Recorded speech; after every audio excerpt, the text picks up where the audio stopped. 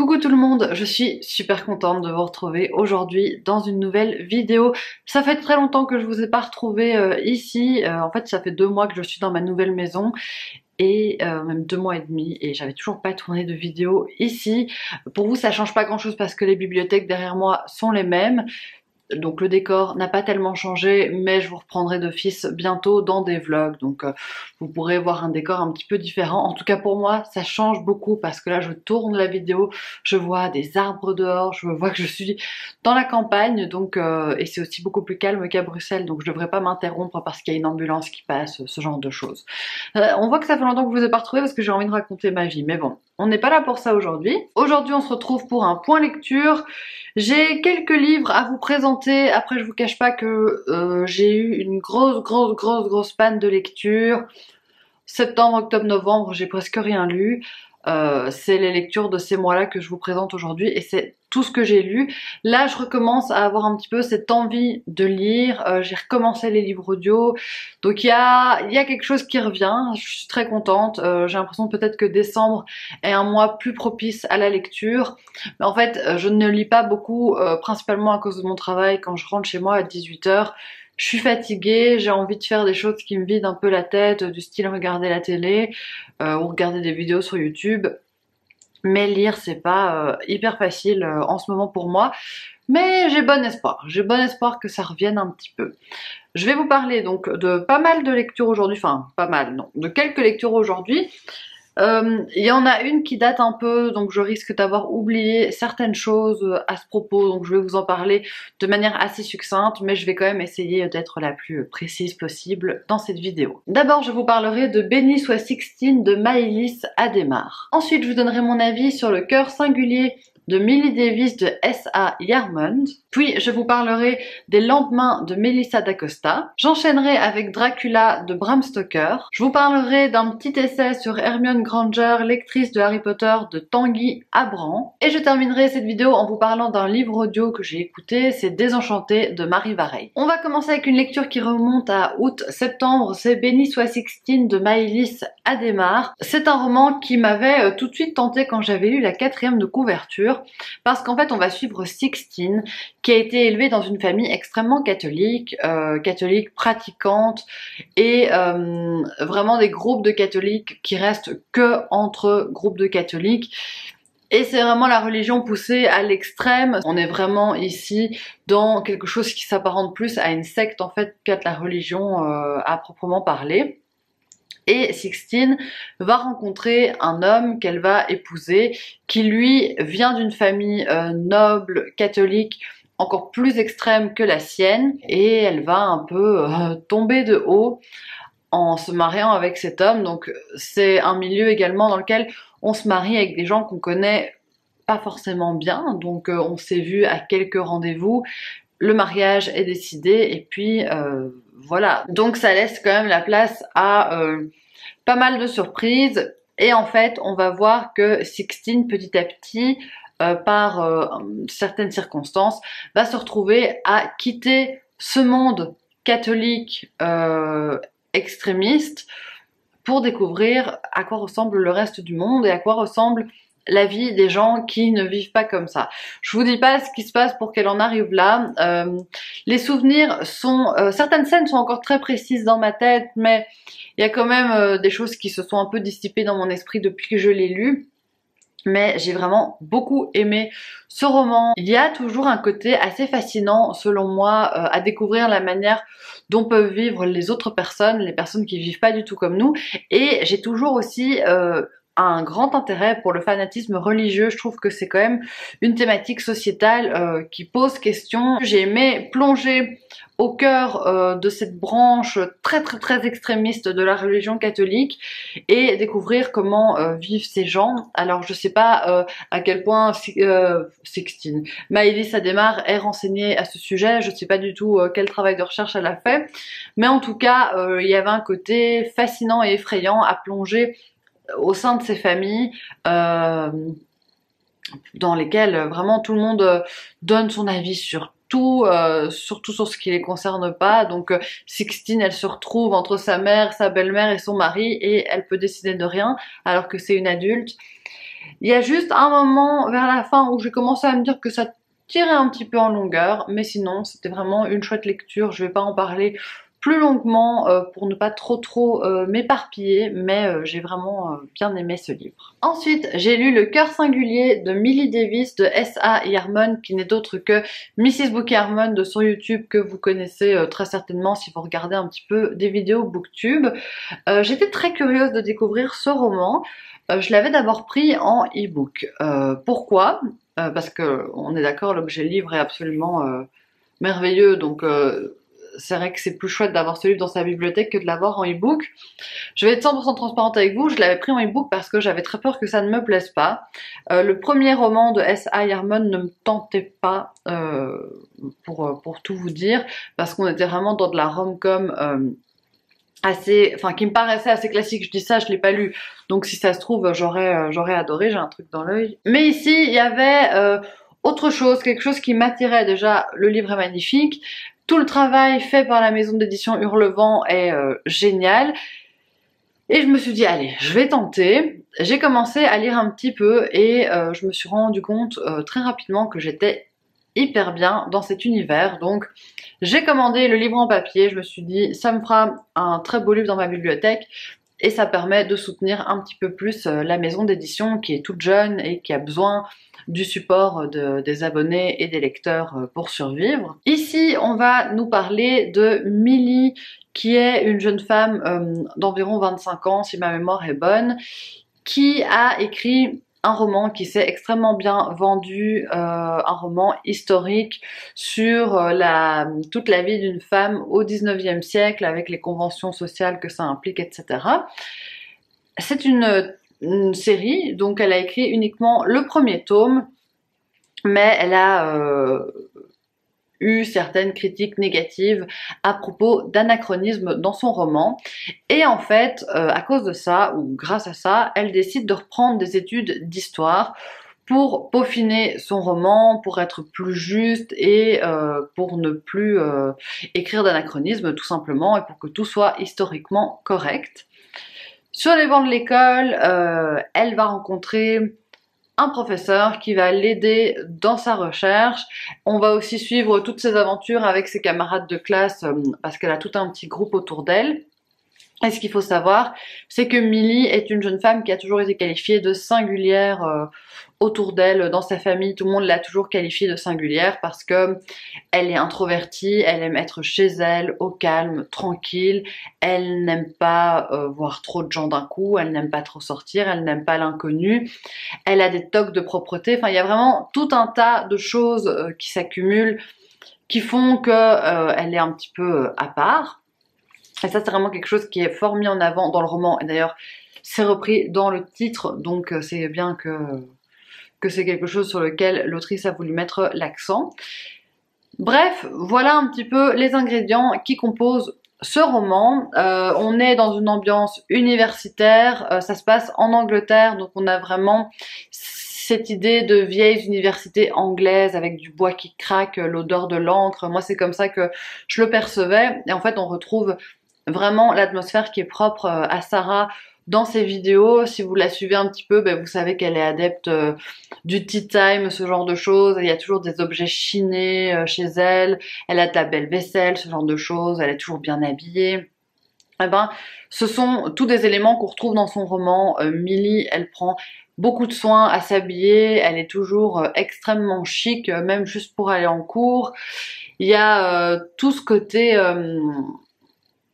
un peu désuet, hein, en toute honnêteté. C'est un petit peu un côté décalé par rapport à notre époque, mais c'est très charmant et ça j'ai vraiment adoré et ça m'a tout de suite plongée dans une atmosphère très cosy. En plus elle est fan de papeterie, elle a une correspondance avec une amie qu'elle n'a jamais rencontrée mais à qui elle raconte toute sa vie. Donc il y a un côté vraiment très chaleureux et très réconfortant. Donc ça m'a vraiment beaucoup plu. Il y a une histoire d'amour dans le roman. J'avais un peu peur de l'aspect histoire d'amour, j'avais peur qu'on tombe dans de la romance cucu. En fait, je me suis retrouvée à attendre cette histoire d'amour comme si j'étais encore une adolescente, comme si j'avais 14 ans et que j'attendais le premier baiser entre les personnages. Donc il y a vraiment eu cet aspect qui a hyper bien fonctionné sur moi. J'ai eu envie que les personnages se mettent en couple tout de suite, mais l'autrice va prendre son temps, on sait que ça va arriver, forcément, c'est un peu le principe de la romance, mais j'avais cette attente absolument incroyable et l'histoire d'amour m'a bien plu. La seule chose, c'est que par certains aspects, elle m'a un peu gênée, cette histoire d'amour. J'étais parfois un peu mal à l'aise de certaines choses. Une fois que l'histoire est entamée, je vais pas vous en parler parce que le roman est déjà bien entamé à ce moment-là et j'ai pas envie de vous révéler trop de détails qui vous gâcheraient le plaisir de la découverte, tout simplement. En fait, je trouve que de manière générale, la fin tire trop. C'est un énorme pavé. Est-ce que c'était utile de faire 700 pages de cette histoire? Je sais pas. Honnêtement, je sais pas si c'était utile de faire quelque chose de si long. Ça m'a pas dérangé, franchement, pendant les 600 premières pages, mais les 100 dernières pages, j'ai trouvé ça un petit peu trop long. Je trouvais que ça n'apportait pas grand-chose de tirer autant. En fait, là où l'histoire aurait dû s'arrêter, alors entre gros guillemets, parce que l'autrice fait bien ce qu'elle veut, mais où on s'attend à ce que l'histoire, voilà, plutôt là où on s'attend à ce que l'histoire s'arrête, en fait, Sarah va encore tirer des éléments, des quiproquos, et là je me suis un peu dit, est-ce que c'était vraiment utile? Je suis pas sûre. Mais vraiment très satisfaite de la plume. Je trouvais que la plume était très très belle, de l'ambiance qui est très réussie et j'ai vraiment aimé l'histoire. Donc pour moi c'était une réussite et c'était un très bon moment de lecture. Ensuite j'ai lu Les Lendemains de Melissa d'Acosta. C'était en 2020 ou 2021 que j'ai lu Tout le bleu du ciel et que j'avais adoré. Donc ça faisait longtemps que je me disais que je devais retenter un autre roman de l'autrice. Et un petit peu sur un coup de tête, après une mauvaise journée au boulot, je suis passée en librairie, j'ai acheté ce livre et je l'ai lu, alors je l'ai lu dans l'avion pour aller à Naples. J'ai pleuré dans l'avion après 60 pages. Pour déjà vous donner un peu le ton face à ce roman. Je sais même pas comment vous le résumer parce que j'ai pas envie de vous dire grand chose. Je vais en fait en dire presque rien. Parce que moi j'en savais rien du tout. C'est l'histoire d'Amande qui a vécu un drame et qui part se réfugier dans une maison en Auvergne. Elle connaît pas l'Auvergne.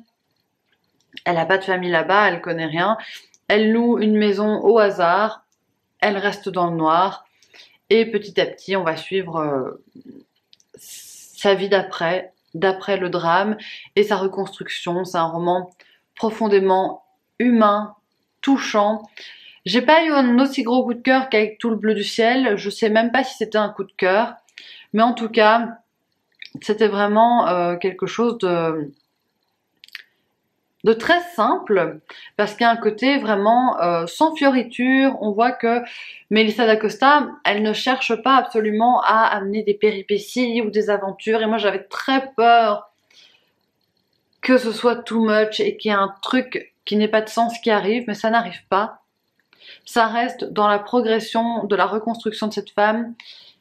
On suit sa résilience, on suit tout son cheminement. Sans vous dire la thématique, c'est un peu compliqué de vous en parler longtemps, mais en tout cas, si vous aimez les romans qui parlent de sentiments humains, les romans qui font pleurer, parce que on pleure, franchement, j'ai bien pleuré avec celui-ci, bah, je pense que ça devrait vous plaire. J'ai également lu Dracula de Bram Stoker.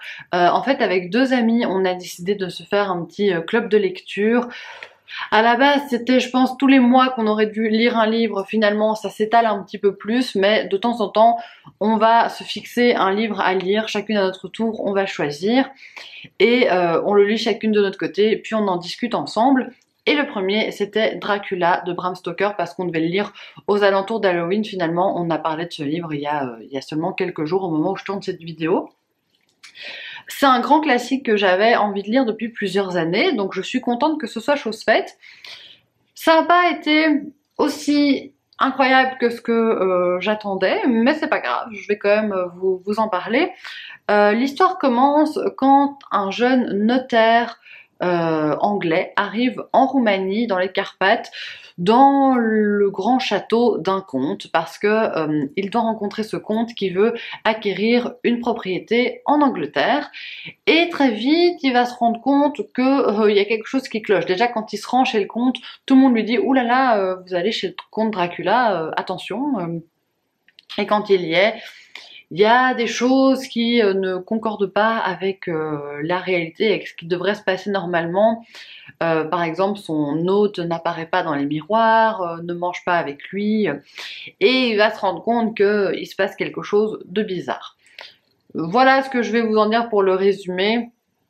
Je pense que tout le monde sait en fait ce que cache Dracula, mais je ne vais pas le dire ici au cas où. C'est un grand classique de la littérature, ça a vraiment été un roman pionnier dans ce genre-là, un petit peu horrifique. Après, à notre époque, ça fait pas peur, mais on en discutait justement avec mes amis et on comprend pourquoi à cette époque-là, ça pouvait effrayer les gens. Moi, je savais rien de l'histoire, à part ce que tout le monde sait, bon je vais le dire, parce que je vais pas tourner autour du pot pendant 4 ans, à part que Dracula est un vampire, je ne savais rien de l'histoire. Et j'ai bien aimé le début. Le premier chapitre, ça démarre bien, c'est assez prenant, on se dit mais qu'est-ce qui va arriver à ce jeune notaire qui s'appelle Jonathan, c'est ça? Qu'est-ce qui va lui arriver? Est-ce qu'il va s'en sortir? Ce qui est assez sympa, ça a ses avantages et ses inconvénients, mais c'est qu'en fait c'est une sorte de roman épistolaire parce que beaucoup de personnages tiennent un journal et en fait c'est chaque fois les extraits des journaux des uns et des autres qui vont relater toute l'histoire.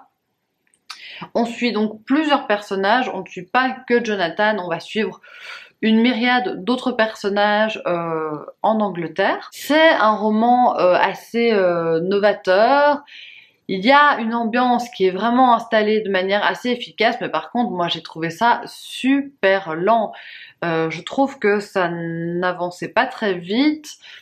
Et il y a vraiment des passages que j'ai lus en diagonale parce que j'en pouvais plus. Et comme je vous l'ai dit, j'étais déjà dans une petite panne de lecture. Alors ce genre de lecture-là, ça ne m'aide pas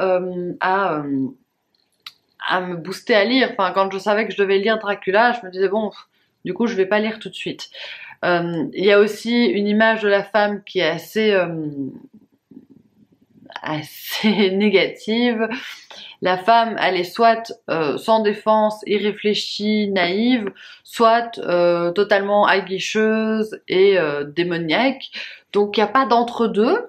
Après, voilà, ça reste un roman, je crois que c'est du 19e, hein, Dracula, j'ai même pas été voir, mais dans les romans classiques de la sorte, on s'attend pas non plus à ce qu'il y ait une vision hyper féministe, surtout si c'est écrit par un homme comme c'est le cas ici.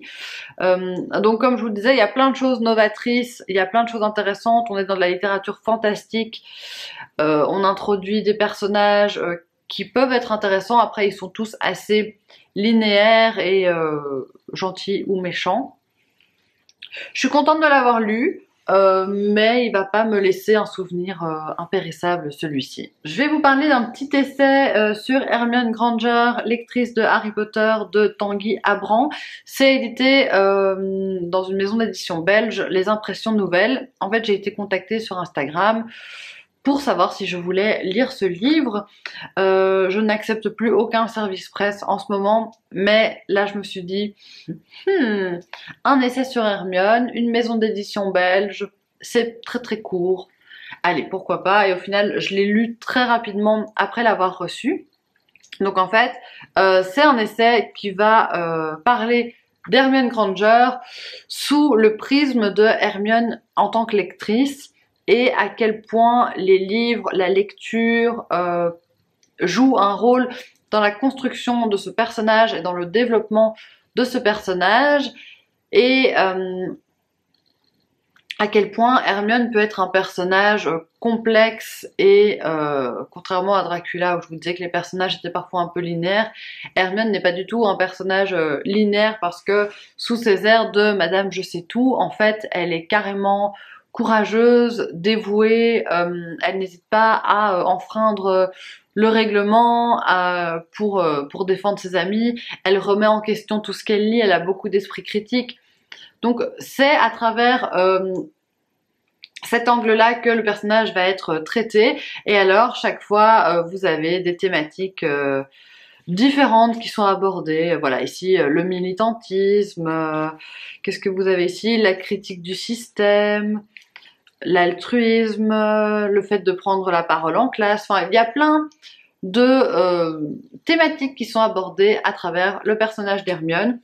J'ai pas forcément appris grand chose, mais j'ai trouvé la réflexion intéressante, c'était une lecture super agréable, et quand on adore Harry Potter et que Hermione Granger est notre personnage préféré, comme c'est mon cas, on passe forcément un très bon moment et j'ai trouvé ça très sympa. Dernier livre dont je vais vous parler, c'est un livre que j'ai écouté en audio et donc que je n'ai pas en livre papier, c'est Désenchanté de Marie Vareille. J'avais déjà écouté un autre Marie Vareille, c'était Ainsi gèlent les bulles de savon, et j'avais adoré le format audio pour cette histoire-là, donc je me suis dit que j'allais retenter. J'avais lu également un autre Marie Vareille avec les chaussettes, La vie rêvée des chaussettes orphelines, que j'avais bien aimé, mais pour l'instant c'est celui que j'ai le moins aimé des trois que j'ai lus, et pourtant j'ai l'impression que c'est toujours celui qui est le plus mis en avant, mais voilà. Désenchanté, j'ai vraiment adoré, et j'étais aussi en panne de livres audio, j'étais en panne de tout. Dans la voiture j'avais envie d'écouter des podcasts, de la musique ou la radio, mais certainement pas un livre audio. C'est revenu, donc écoutez, je suis contente. Et c'est peut-être revenu parce que ce livre audio était très bon selon moi. C'est un livre qui se passe en deux périodes. Moi j'adore les doubles temporalités. D'abord on va suivre à notre époque, merde, je retiens normalement très bien les noms des personnages, mais c'est vrai que quand c'est à l'audio c'est un peu plus dur. Fanny. Donc Fanny, elle est journaliste, elle est en couple avec un homme qui avait déjà une fille d'une précédente union. L'ex-femme de son nouveau compagnon est décédée. Bref, il y a cette petite Lilou, enfin petite, elle a une quinzaine d'années, Lilou qui est en pleine crise, qui a perdu sa mère, qui n'aime pas sa belle-mère Fanny, qui lui fait un peu vivre la misère. Elles n'ont pas une bonne relation. En plus, Lilou se comporte mal à l'école, elle a des sanctions, enfin ça va pas quoi. Et Fanny va un peu se retrouver embarquée dans un projet. Elle va devoir, avec Lilou, retourner dans la ville de son enfance. Elle en tant que journaliste, Lilou en tant que sa stagiaire. Ouvrir à nouveau une enquête qui a eu lieu des années auparavant.